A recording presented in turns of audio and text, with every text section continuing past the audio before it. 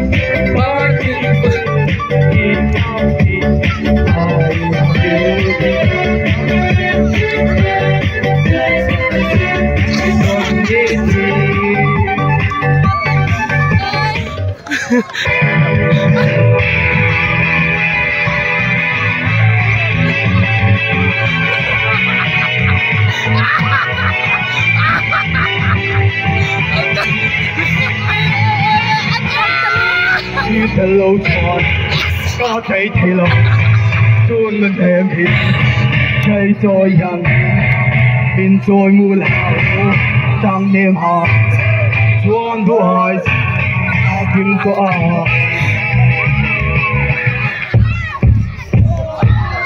tuy lại lâu lão lung tung hơi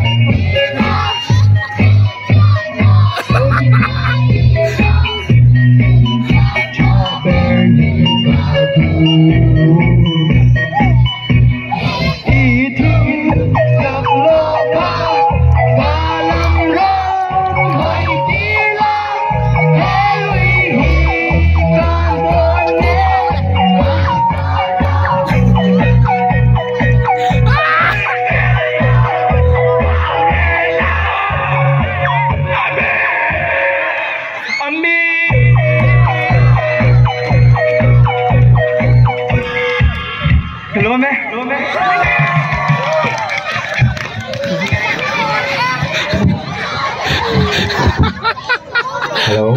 Oh. Thi mấy tiệm. Plus cam làm khát thi mấy tiệm mà. Oh, ăn thịt dẻo không anh? Giúp cái kiện gì à? Giúp phang thôi á. Em không làm nhé. Em chỉ là